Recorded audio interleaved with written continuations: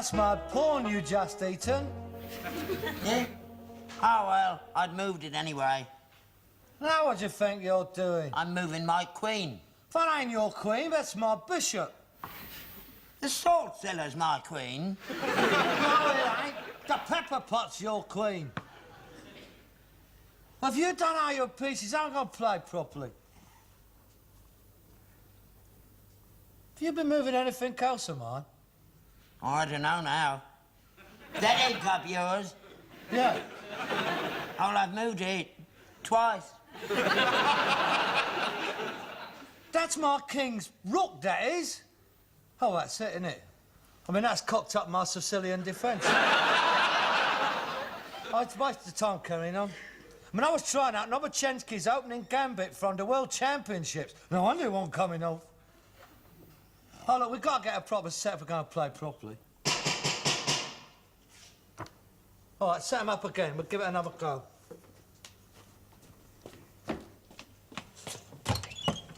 Does Mr. Albert Steptoe live here? Yeah, he does. So the old fella's still alive, eh? Yeah, he's alive, just. Well, it's no good just standing out here like a couple of raw prawns, eh? Come in, please. He's through there, in the lounge. Well, well, well! Who are you? You don't recognise me, do you? No. That's not surprising. It's 45 years since you last saw me. I was a knee-eye to an abo's wife front when I left. Oh, I'm Arthur. Arthur? Arthur? Yeah, Arthur. Arthur? Arthur? Yeah. Arthur? It can't be.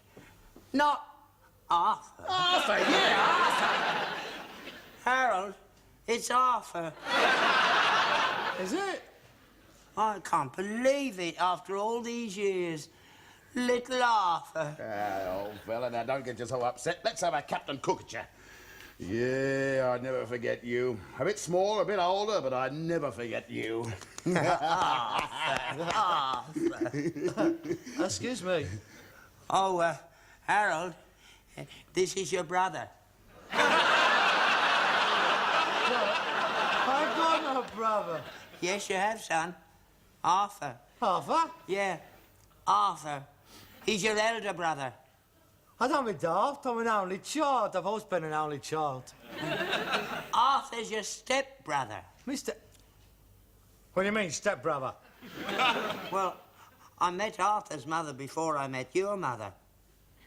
I see. And? Well, we was engaged for 6 years. And then one night I couldn't control myself anymore.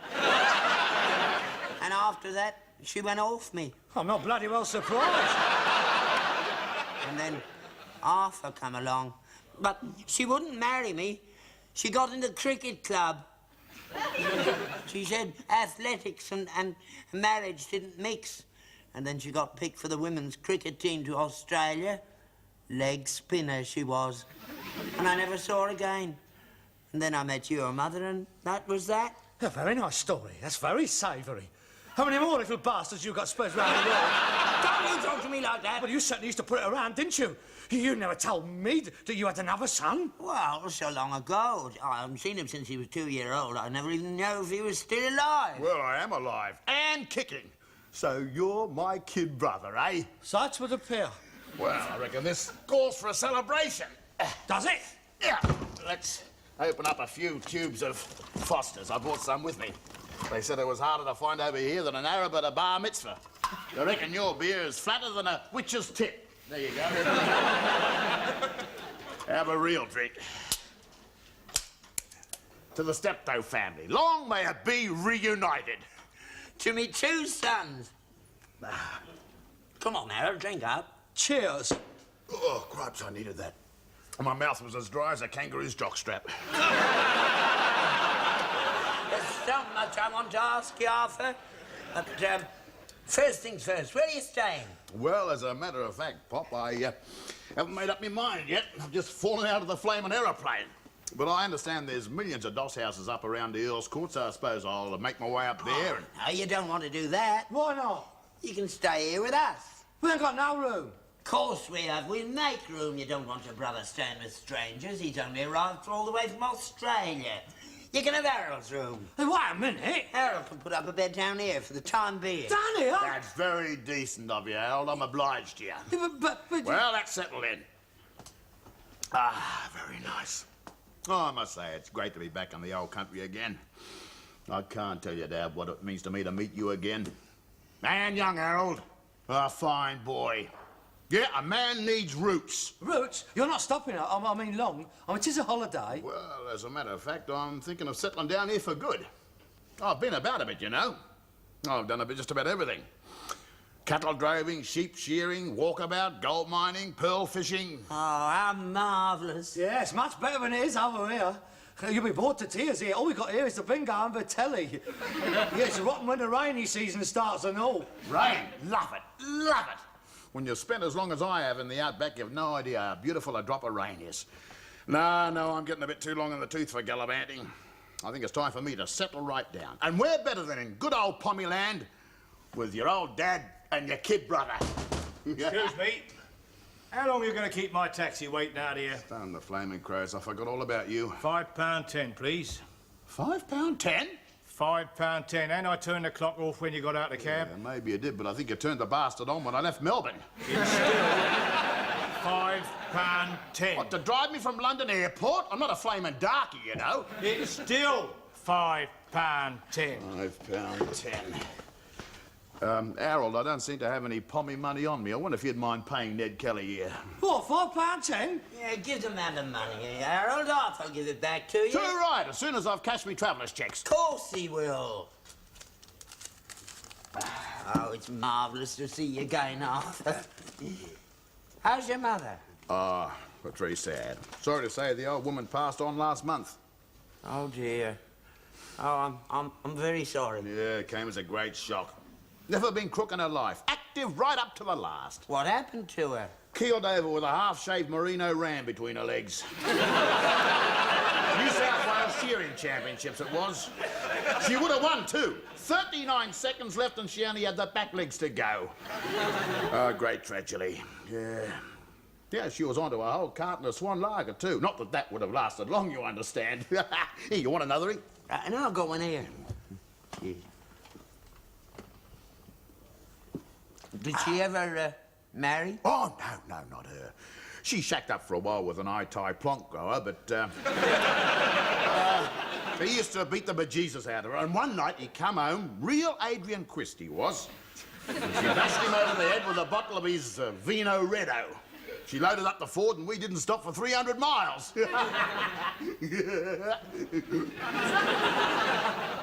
My mother was a school teacher. So it's a lovely woman, my mother was. I don't believe a drop of alcohol ever passed her lips, did it, Father? Oh, no, not your mother. Salvation Army, she was. Yeah, that's right. Very pious lady. Yeah? Oh, it's strange how a fella can have two Sheilas so different, eh? Oh, it's very amusing. Yeah. Well, now that you're home, Arthur, we'd better start making plans for your future. What plans? Well, now he's come to stay with us, he'd have to think about work, won't he? Work? Oh, yeah, what good idea. I'll take you down to the labour exchange first thing in the morning. They're taking a new tube across London and I know they uses a lot of Commonwealth labour. No, wait a minute. I didn't travel 12,000 miles just to dig my way across flaming London. I'm so sorry. Perhaps you has a trade or a profession. Well, no, not exactly. No. Neither of you. Oh, no, I'm different. I mean, I don't need one. I've got my own business. Well, it's a family business and Arthur's family. He can come in with us. Hey? Yeah. You're always moaning about how hard you have to work. Arthur can take some of the load off you. I'll make him a partner. That's a very generous offer which I'm delighted to accept, Pop. Wait a minute. No. I've sweated my guts out building up this business. I'm not going to stand by and watch a perfect stranger walking in. Not a perfect stranger. He is to me. He isn't to me. He's me son. Yeah. Me elder son. No.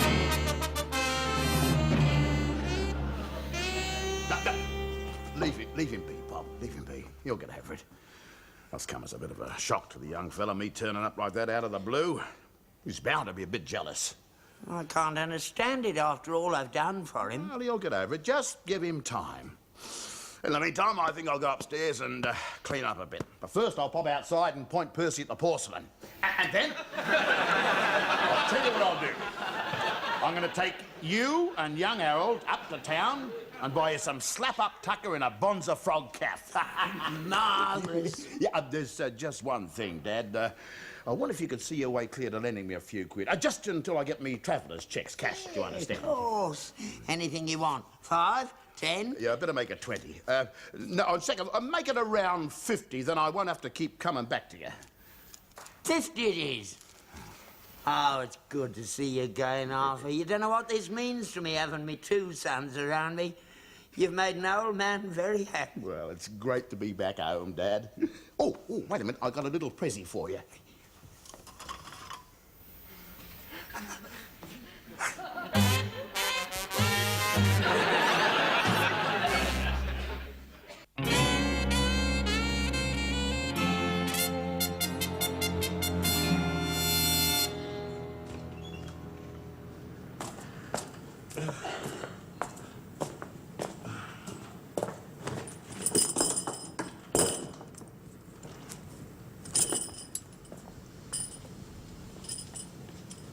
So it's official then, is it? He's rowed himself in. He's agreed to join the firm, yeah. I don't suppose he needed much persuading. And I can't understand you taking this attitude. Why are you so bitter against him? He is your brother. How do you know? You've never seen him before. I mean, a middle-aged out-of-work Australian turns up here. You've never seen him. It could be anybody. He says he's your son and you believe him. You're so gullible. Oh, he's my son, all right. All them photographs he showed me of me and him and his mother and the things he told me he could never have known of yet. Oh, he's my son, all right. He's got my ears and me nose. And your money. Where is he now? He's up in bed. I just took his breakfast up. See? You never brought me my breakfast up in my life. It's another thing. It makes me sick to see the way you runs round after him. I don't run round after him. Get him up, then. If he's a partner, let him do his full share. He can't. He's not well. It's our weather, playing up his old war wound. Oh, he's got a war wound too, has he? He runs in the family, don't he? Nobody else can do any work round here except me. He was a prisoner of war of the Japanese. Nobody were bleeding glad to get rid of him, and all. He certainly ain't seen the rising sun since he's been here. You're very bitter, Harold. It's not like you. It is like me. You don't know me, do you, eh? 40 years you've had me, 4 days you've had him, and you knows him better than you knows me. Setting up all night, yarning with him and laughing with him, I've heard you, and buying him drinks. That's another thing. He soon got used to our rotten beer, hasn't he? You know what, I'm jealous, I'm bitter, I am resentful. But I think it's diabolical. A bloke can work as hard as I can. That's it, giving him on a plate to a fellow who ain't put nothing into the business. Ah, that's where you're wrong, he has. He's put up his shares in lieu of capital. His shares? What shares? He's invested all his money in an Australian nickel mine. You've heard of Poseidon? Has he got shares in that? No, the one next door to it.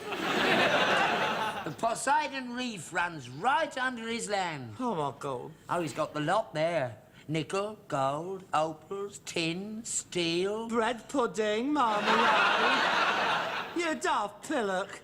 You can't have a steel mine. You make steel. You'd believe anything, wouldn't you?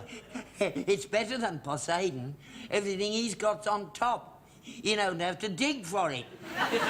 He's got oil, too. Naturally, yes. Yeah. Oh, right on top. He reckons if you walk across his land in a pair of spiked boots, you'll leave a trail of little gushers behind you.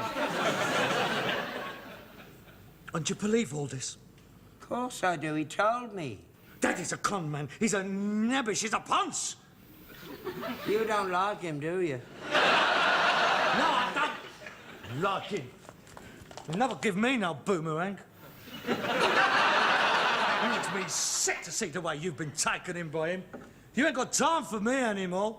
Oh, that's not true. It is true. In the way you run round after him.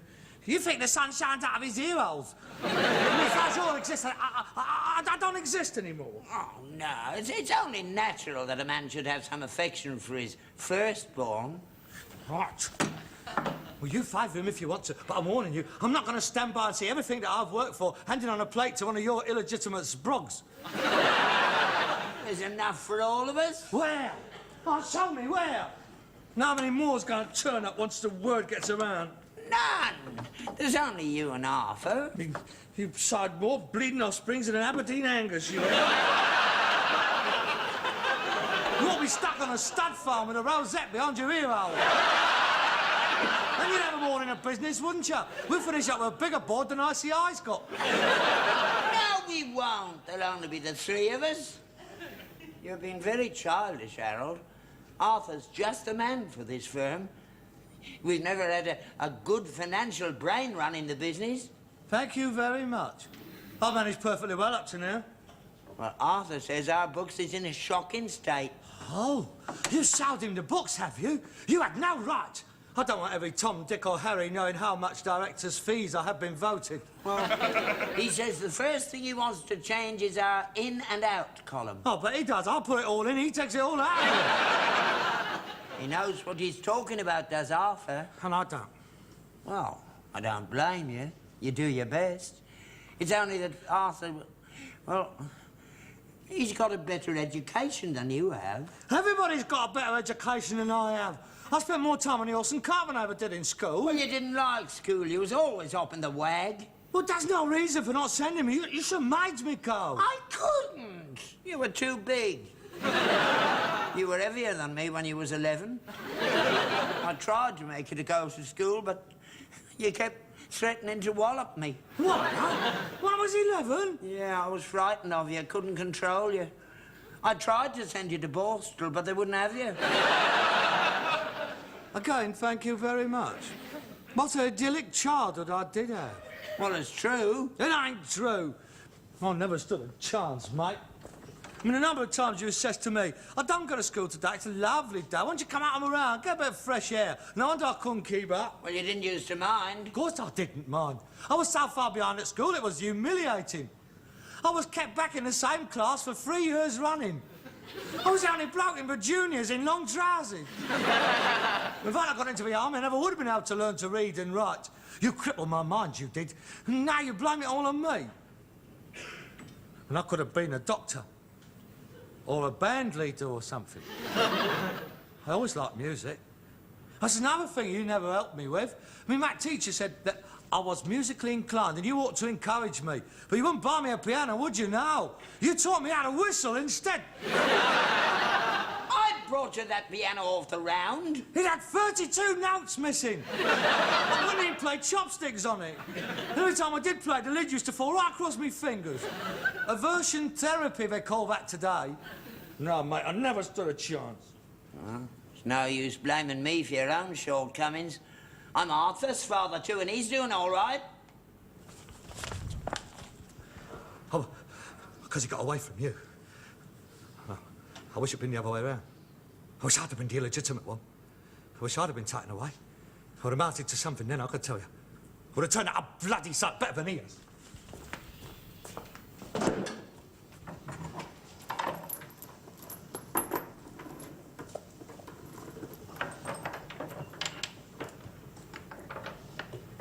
I never knew you wanted to be a band leader. You never bothered to find out, did you, eh? That's another thing I can't forgive, because you just wasn't interested. You were more concerned with yourself than you was with my future. And now what little bit I've managed to build up for myself, you want me to share it with someone else. Well, it's not on, Dad. You're going to have to choose. It's either me or him. Oh, that's not fair, Harold. You can't ask a man to choose between his sons just like that. That's okay. It's dead simple. Either he goes or I goes. Make up your mind. I can't, Harold. Right, that's it. Then, Harold! No, I should have gone years ago. I had to stay here and look after you. Well, it's different now. It's his turn. It's all changed. 40 years I've had you. It's his go. And God help you, mate. But what about the business? Let him run the business, if you can get him up, that is. Oh, no, Harold. Harold, he can't go now. Not now. It's time to go out on the round. I've completed my last round for this firm. Well, who's going to do it, then? May I suggest that you tippy-toe to the house and turf Wallaby Jim of the Islands out? Give him a mat, put him on a cart and let him get on with it. He won't be able to drive that horse. You know she won't go out with anyone but you. No one else can handle her. Then I suggest he sells some of his nickel shares and buys himself a kangaroo. He should be at home with one of them. He'll be able to hop round in no time. Now, Harold... Yeah, I'm starting that on my own. No, Harold... Goodbye. No, Harold, don't go. Come back, I need you. Yeah. You'll be back. What, Dad? Afternoon. Oh, the old war wound's playing me up again. Oh, now I know how you must feel, Dad. Oh, still, perhaps in a couple of days I'll be able to get up and give you a hand round the station. Yeah, about time. Yeah, well, I've been going through the books again, Dad. I haven't just been laying up there scratching me kaboony, you know. And I've come up with one or two ideas. Now, it seems we give young Harold 10 shillings a day for his lunch. Now, I reckon if we give him sandwiches instead, that would be a net saving of about... He's gone. Gone? Gone where? He's walked out. Oh, that is a blow. Still, he'll be back when his gut starts rumbling. In the meantime, Dad, I wonder if you could see your way clear to lending me another £5. There's a horse running at Kempton Park this Yeah, and there's another one out in the stable raring to go as well. Get your clothes on.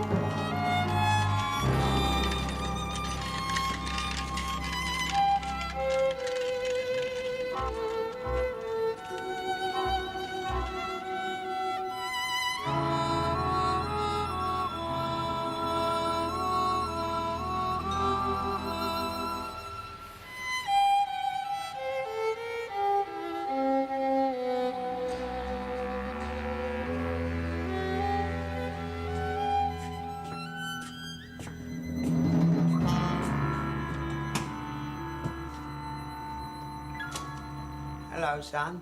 What's it doing there? I've been looking for you for 3 weeks now. Oh, yeah? Lonnie Jenkins told me where you were. The landlady let me in.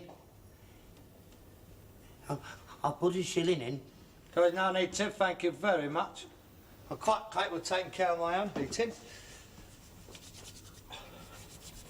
Well, what brings you in this neck of the woods, then? Well, I was worried about you.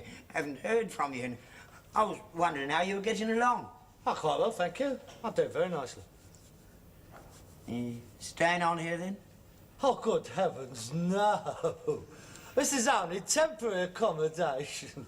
They'll find something more suitable. Now, I've seen a very nice little mews cottage what I'm thinking of renting. You're doing all right, then? Oh, yes, I'm very nicely. Business is coming on fine. You got a horse and cart, then? Oh, yes, I'm very pleased with it. It's a 4-year-old horse, 17 hands. It's a beautiful animal. I'm especially pleased with the cart. It's brand new, of course, bigger than yours. Very nice to have it for the volume of trade what I'm doing. Oh, good.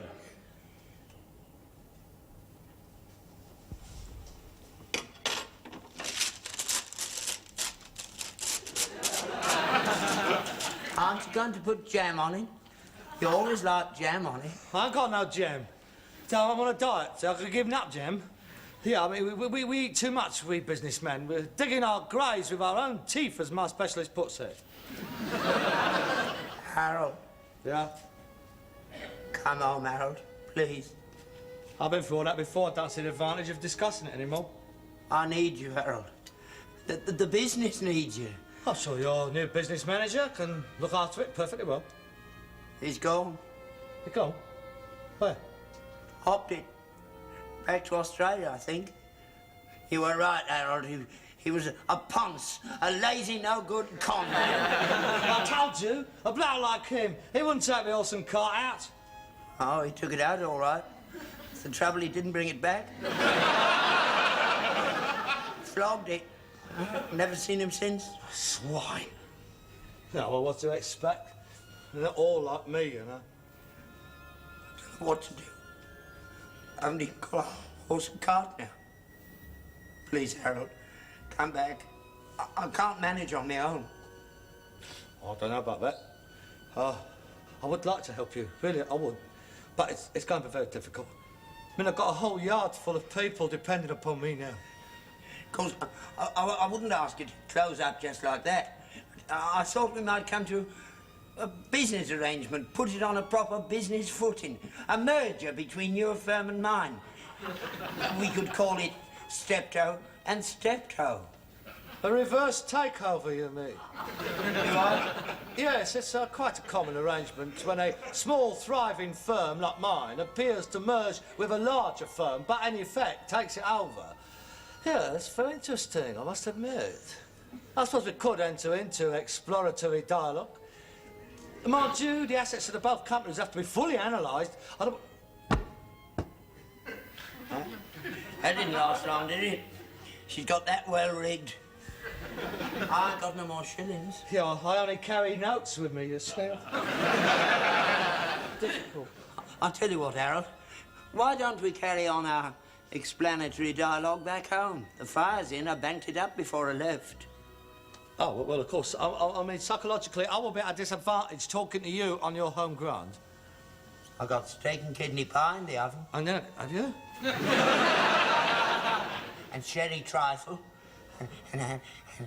And jam. I got jam, too. Oh, yeah? Oh, well, I suppose the venue of the talks doesn't necessarily affect the outcome. Yes, I will concede the point. Shall we go now? You do realise these is only exploratory talks? Oh, of course. Well, come on, what are we waiting for, done it, son?